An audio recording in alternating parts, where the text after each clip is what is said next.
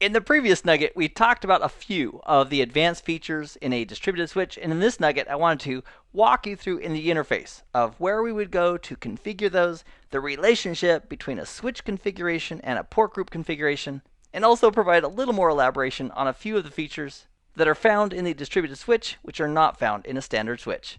So to configure some of the advanced features that the distributed switch brings to us, we need to go in the vSphere web client over to the networking section. So we'll click on the networking tab, and with our distributed switch selected, let's go ahead and click on the configure tab. And then under settings, let's go ahead and click on topology. So here in the topology view, we have the distributed switch, which we named dswitch when we deployed it. We've got a distributed port group. We named it DS VM port group here. It's currently got 4 virtual machines associated with that distributed port group. And over here on the right, we have our uplink ports group. We named ours DS uplinks group. And we have 2 logical adapters, uplink 1 and uplink 2. And we can expand that uplink 1 to show us the physical resources, just like we can expand the virtual machines to see the names of the virtual machines. So if we expand those, the virtual machines shows us the 4 VMs that are associated with that port group.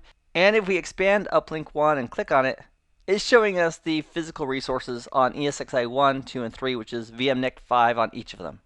So in working with many of the advanced features that we mentioned in the previous nugget, regarding a distributed virtual switch, there's 3 common elements that we need to be aware of. Number 1, we have some elements that are going to be specific to the switch itself. So here, with the distributed switch selected and on the configure tab, we have these elements regarding settings that we can configure regarding the virtual switch. And a few of those are prerequisite to using features at the actual port group level. For example, if we want to create a new port group and have it participate as part of a private VLAN, that private VLAN has to exist first, so the port group can be a part of it. So for example, here at the switch level, we would go to private VLAN, create and set up the details for the private VLAN, and then when we work with our port groups, we can have our port groups participate as part of that private VLAN. And the similar is true for link aggregation control protocol. We would create our link aggregation group or groups, and then we would go back to our ESXi host and reconfigure them to tell them which VM NICs that they should use as part of those link aggregation groups. So with our distributed switch selected and on the configure tab, let's go through these options. Under settings, and if we click on properties, here's an overview of the current properties. If we click on edit, we can go ahead and modify those properties. So initially, when we created this distributed switch, we said we want to have 2 logical uplinks. If we wanted to change that, we could change it here. Currently, it's got 14 ports on this distributed switch. It's going to automatically grow that number as needed. And network I/O control is enabled because that's the way we set it when we created the distributed switch. On the left, if we click on advanced, here's where it gives us the option for setting the MTU if we are supporting jumbo frames, for example, in the 9,000 byte range. And one of the reasons we would do that is we have switches that are supporting jumbo frames. This is where we could set it for the distributed switch. For the discovery protocol, here's where we have the option of using Cisco's CDP if we're connected to a Cisco switch and want to do discovery, or we could use the industry standard link layer discovery protocol, LLDP. And for either of those, we have the option of listen, advertise, or both. So it depends on what physical switches we're connected to on the outside world. So if we didn't make any changes there, we can go ahead and click cancel. So our next option below properties is topology, which gives us the graphical representation. And from right here, if we want to edit the switch, we have an option here for edit the switch as well. It's a little icon of the switch with a pencil in front of it. We also have this option here, which allows us to manipulate which hosts are participating as part of the distributed switch, as well as migrating objects on the ESXi host over to the distributed switch, including VM kernel ports and VM network adapters. In fact, if we click on this icon right here, it brings up this wizard, the add and manage hosts, which is also available. Let me click on cancel, which is also available if we right click on the distributed switch and we select add and manage hosts. It's the same exact option. Just another way of getting there. All right, let's click on cancel. Let me also bring Chrome into full screen. And if we wanted to create a new distributed port group for this distributed switch, we have a shortcut right here for that as well to create a new distributed port group. Our next category here under settings is link aggregation control protocol. This is a 2-step process. Number 1, we would create the link aggregation group, and then we would go back and reconfigure the ESXi hosts to assign physical adapters to that group. So it's really simple to do. We'll click on the plus symbol. So here are the defaults right out of the gate for the new link aggregation group. It's going to call it lag1, number of ports 2. We could, of course, modify either of those. The mode, passive or active. The key is we need to have one of the ends, either the physical switch or the ESXi host, be active. If both sides are passive, it's like going to a dance and having all the boys on one side and all the girls on the other, and none of them going across the floor to ask the other to dance. So the active party is going to be responsible for making that first step in negotiating and setting up the channel bonding, or the link aggregation control protocol group. So this would depend a little bit on what we're connected to on the outside. Here we have the load balancing mode, and we have lots and lots of options to choose from. If we scroll up, we can see the first in the list, and if we scroll to the bottom, we can see the end of the list. And the idea is that we want to make sure that we're not just sending all of our traffic outbound from the virtual switch out to the physical switch over one of our VM NICs. The goal is to make sure that we're sending traffic as fairly evenly as we can across multiple adapters, multiple physical VM NICs, as that traffic leaves the virtual switch and goes out to the physical world. So you can pick your poison here regarding your load balancing mode for that outbound traffic. And let's go ahead and click on OK, and we'll create this link aggregation group number 1. So we'll click on OK, and we'll click on the recent tasks just to verify that it's created, and it appears to be. However, it's not showing up here, so we'll simply do a refresh so that it shows up in the display. There it is. Now, to actually use this link aggregation group, we need to reconfigure our ESXi hosts to place, ideally, 2 adapters, 2 VM NICs associated with this link aggregation group. So to do that, we could right-click on the distributed switch, and from the drop-down, click on Add and Manage Hosts. This is like the master menu to do virtually anything as far as reconfiguring either the VM kernel ports or the physical network adapters, or migrating VMs to or from the virtual switch. So because we've already added our 3 ESXi hosts and are currently using the distributed switch, all we want to do here is manage the host networking. So we'll click on that second radio button, click on Next. This list is empty. We want to populate it so we can actually modify the configuration. So if we click on the attached hosts link up here, it has a plus symbol. It's just really adding it to this list. If we click on attached hosts, it's going to show us all the hosts that are currently connected and using this distributed switch. And if we want to configure all of them, we put a check in each of their check boxes, click on OK. And if we want to use one of these ESXi hosts as a template and then apply that same kind of configuration to the other ESXi hosts, we can put a check in the checkbox down here, configure identical network settings on multiple hosts, which is effectively template mode, using one of our ESXi hosts as a template, and we'll click on Next. Now it's asking us, which one do you want to be the template? And we're going to choose ESXi1 just because we can. Click on Next. If we wanted to migrate virtual machines, we put a check in that last box. We don't want to do that now. What we want to do is manage physical adapters. We want to assign some VM NICs to the link aggregation group that we just created. And for this step, we don't want to move any of our VM kernel adapters and their associated VM kernel ports to the distributed switch.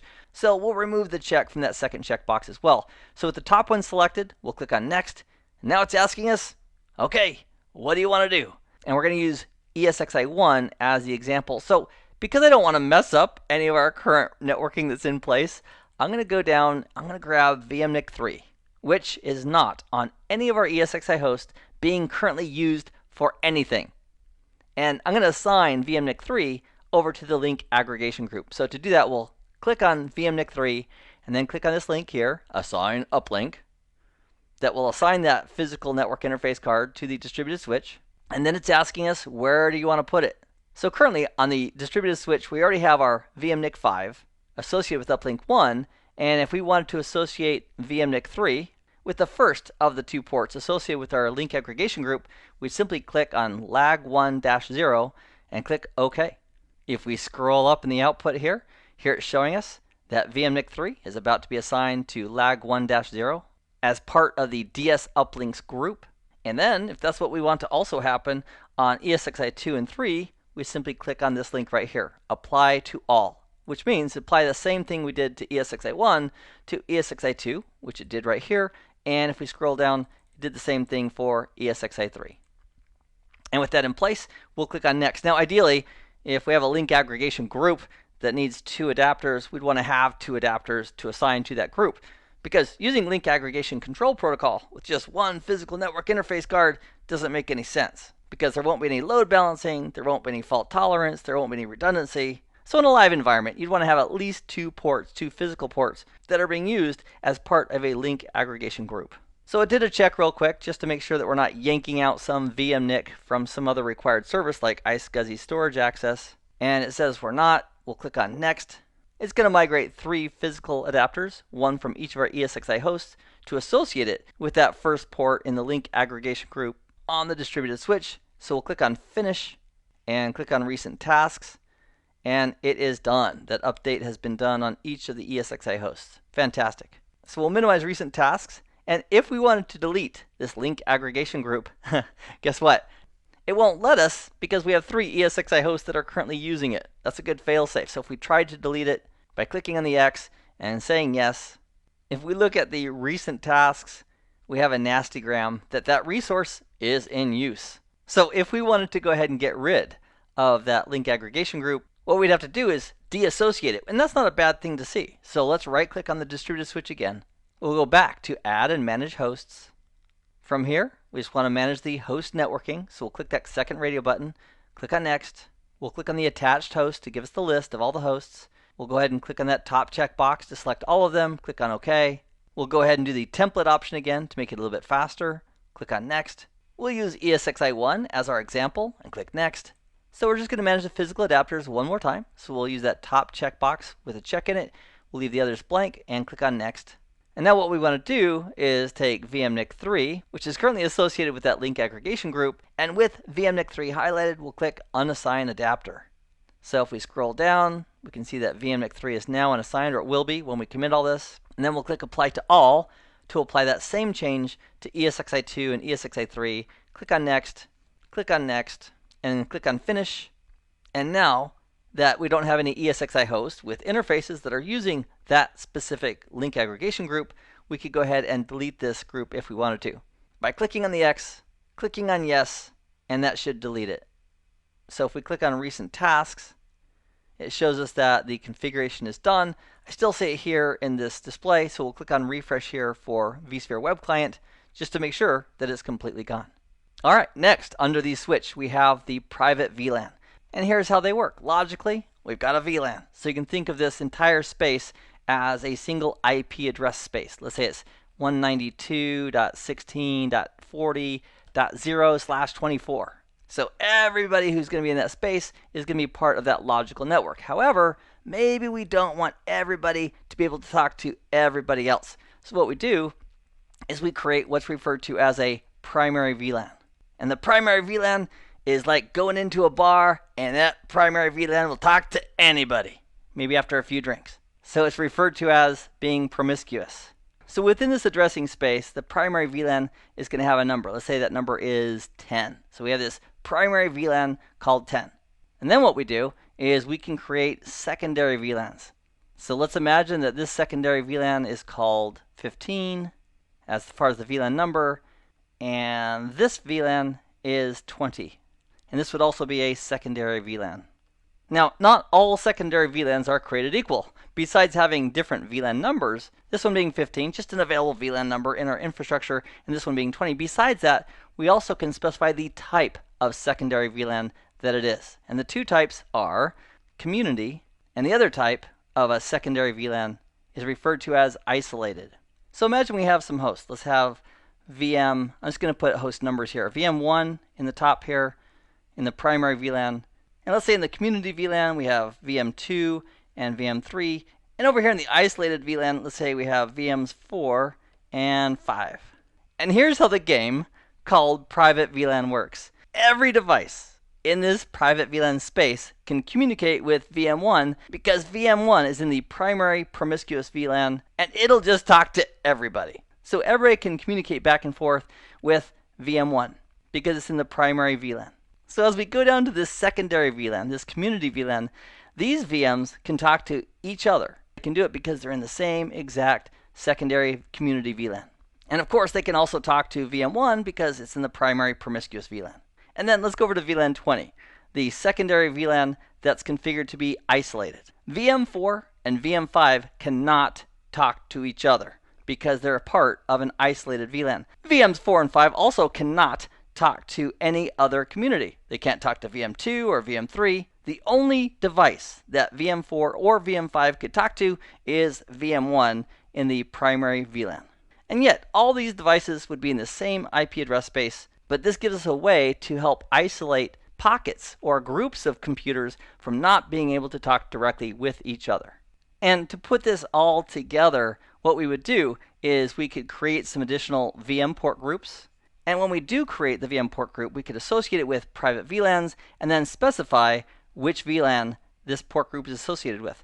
So we could have a port group associated with VLAN 10, we could have a port group associated with VLAN 15, and a port group associated with VLAN 20. And with those three different port groups, we simply assign the VMs to the respective port group on the distributed switch, and that enforces the rules of the private VLAN with who can talk to who. So to create a private VLAN, what we would do is simply, with private VLAN selected, click on Edit, click on Add, and let's say the primary VLAN is going to be VLAN 10. So we'll click on Add. We'll add a community VLAN, VLAN 15. We'll specify from the drop-down that this is a community secondary VLAN. And then we'll click Add, and we'll add VLAN 20. And from the drop-down for the VLAN type, we'll specify isolated. And poof, this creates that scenario that we just described a few moments ago. And then we'll click on OK. And then we can just create additional VM port groups. In fact, let's just create one real quick. We'll go to the D switch, right-click. On the drop-down, select Distributed Port Group. From the submenu, we'll select New Distributed Port Group. And let's call this pVLAN_primary. Click on Next. Here for the VLAN type, it's asking about the type of VLAN. We're going to specify it's a private VLAN. And then furthermore, it gives us the option of specifying, okay, what do you want? You want the promiscuous VLAN, the community, or the isolated? So we're going to go ahead and choose promiscuous. Click on Next. Click on Finish.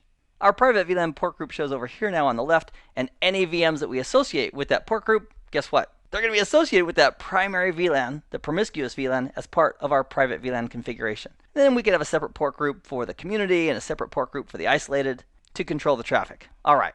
Next on our list of settings for the switch, we have NetFlow.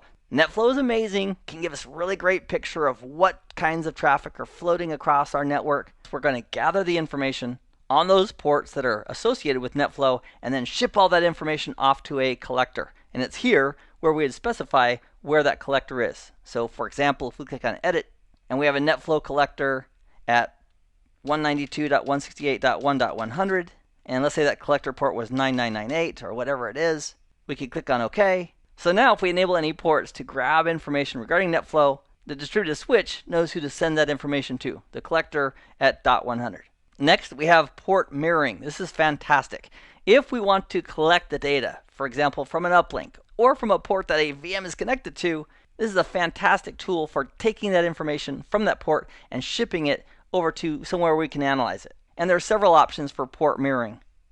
Now in a Cisco environment, they refer to this as SPAN, which is an acronym for Switch Port Analyzer. And they've also got features like RSPAN, Remote Span. That's where you have one switch and you're collecting the data off of a port or a VLAN there, and then you're shipping it off to a second switch. So this would be switch 1 where we're getting the data, we're shipping it off to switch 2, and then off a certain port on that switch, we have the device that's collecting and analyzing all that information. So SPAN refers to a local switch where we collect and deliver it. RSPAN does it remotely. And effectively in a vSphere environment with a distributed switch, it can do all that as well. So this option right here is encapsulated remote mirroring, which you could think of as encapsulated remote span, because that's basically what it's doing. So if we wanted to do encapsulated remote mirroring, we could click on that radio button, click on Next. It's going to ask us about whether we want to enable it or disable it. So you could set it up ahead of time, then turn it on or off as needed. We can specify the encapsulation type. Generic routing encapsulation is the default. Then we can click on Next, and it's now asking us, okay, where do you want to collect the data from? So regarding the source, if we wanted to add specific ports, we can click on this icon here to add additional ports for the source. And it's currently showing us the ports that vSphere has assigned regarding this distributed switch for these 4 VMs. So if we wanted to capture data, for example, from VM2, we can click on port 6, click on OK, and continue. Or if we knew the port numbers, we could actually use this icon here and literally just put in the port numbers that we want to use as the source for this span session. So for this example, let me go ahead and let's choose port 6. That is the logical port ID that VM2 is using, and we'll click on OK. And then we'll click on Next to continue. Now it's asking, where do you want to send this? And we'll hit the plus symbol, and we'll put in 192.168.1.100. And what that would do, that would take all the traffic off that port, inbound and outbound. and encapsulate it in GRE and ship it over to this IP address. And hopefully at that IP address, we have something that's prepared to go ahead and de-encapsulate that and process that. So we'll click on OK. And if we have multiple destinations, we could add that as well. We'll click on Next, and then we'll click on Finish. And then below port mirroring, we have Health Check. It is quite possible that we make a mistake when we configure the connectivity between the physical network on the outside over to our distributed switch uplink ports. And if we want to enable the health check, we could click on Edit, and we could enable the health check for VLAN and MTU. We could also enable the health check for teaming and failover, and it is going to generate some additional traffic as it looks for errors. For example, maybe on the physical switch, they're not allowing VLANs 10, 11, 12, and 13. But on the vSphere switch, we're doing trunking, and we are allowing those VLANs. Those are the types of mismatches that the health check settings could assist us in discovering. So I'm going to click on Cancel. I don't want to actually enable those in the lab environment. So these are the settings of the switch itself. The last two sets I want to talk about are properties as they relate to port groups and properties as they relate to uplink groups. And then additionally, we can go down to individual ports on the distributed switch as part of a port group, for example, and then we can modify the policy on individual ports if we want to. So let's focus on our port group first on the left here, and we can do that by selecting the DSVM port group and then clicking on the Configure tab. And beneath Settings, with Properties selected, let's go ahead in the upper right hand corner and click Edit. So regarding this port group, over here on the left are all the options that we can set regarding it. So here we have the name of the port group.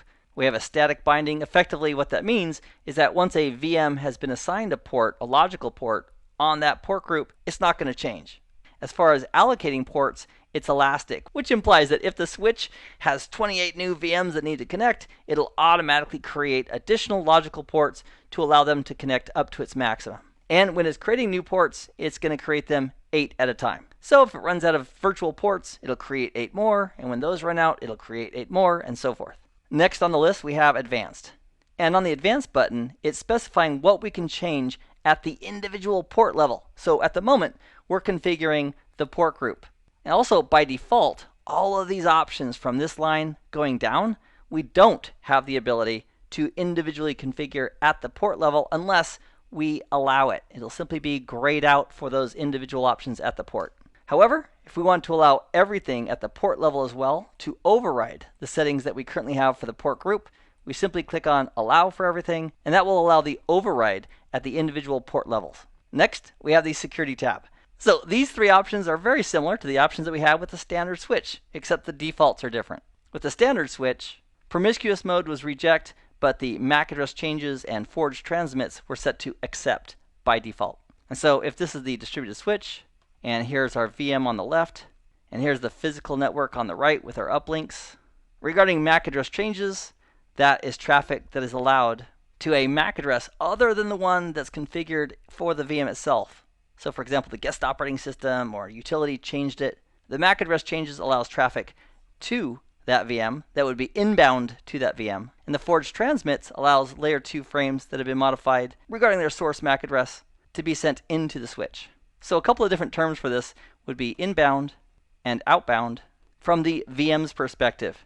However, if we started describing traffic in general from the switch's perspective, this would be considered egress traffic because it's going away from the distributed switch, and this would be considered ingress traffic because it's coming into the switch. So it depends on the context of what device we're talking about. And just to add a little icing on the cake here, if we use different terms from the VM's perspective, we could also say that this is ingress traffic because it's coming towards the VM. We could also say this is egress traffic because it's going away from the VM. So it just depends on the context of which device is the focal point. Now again, for these two right here, the MAC address changes and the forged transmits, that's from the VM's perspective. So it'd be traffic going to the VM and away from the VM regarding these two options. Next, we have traffic shaping. And traffic shaping works very much like it did with a standard switch, except it goes both directions. The ingress versus the egress is from the perspective of the virtual distributed switch. So if this is our VM here and it's connected to port, for example, 5, and we have ingress traffic shaping, that is going to control traffic going from the VM into the virtual switch. And if we have egress traffic shaping, that is traffic going from the virtual switch, in this example, to the VM. And just as a note, on a standard switch, it supports traffic shaping, but it's only traffic from the VM into the switch. And in the documentation, it refers to this as outbound traffic. Don't shoot the messenger. It's outbound from their perspective of the VM as it sends traffic into the switch, which also could be considered to be ingress traffic from the switch's perspective as it comes into the switch. So for here, ingress and egress are based on the context of traffic as it relates to the switch itself. Our next option is VLAN. So if we want to go ahead and configure as part of an attribute of this VM port group VLAN tagging, we can do it. So for example, if we had some servers as virtual machines that supported trunking, for this port group, we could say we want to do VLAN trunking. We could specify the range of VLANs that we're expecting to see to and from those VMs. And then once this is an attribute of this port group, we simply assign those VMs, those servers that support trunking, to this port group on the distributed switch. So because we're actually modifying the properties of the DS VM port group, which we currently have VMs connected to, I am not going to specify that we're doing trunking from those VMs. I'm going to leave it as none. Or if we wanted to put those clients in a specific VLAN, we could choose the VLAN here. Or if we wanted to do a private VLAN, which we did previously with our other port group we created, we could specify private VLAN and then choose the VLAN that we want associated with this port group.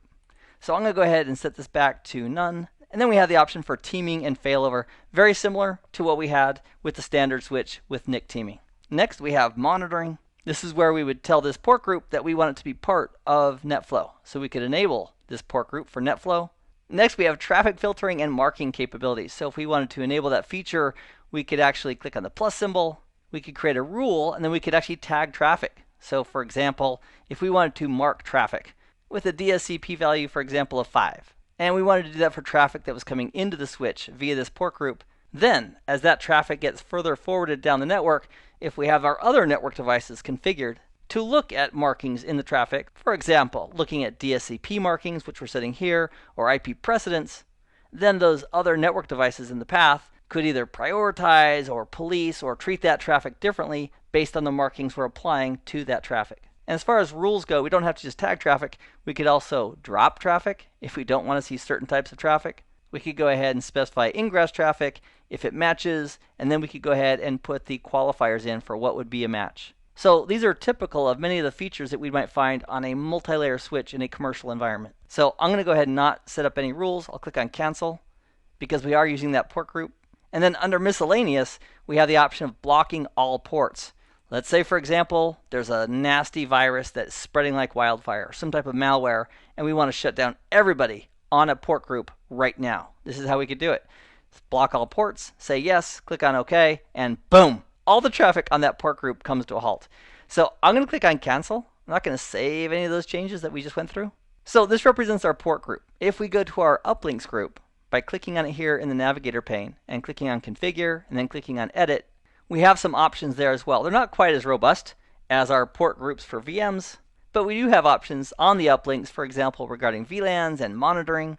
For example, if we want to enable NetFlow on an uplink, we could do that by enabling it for the uplink group. We also have traffic filtering and marking, just like we did on our port group.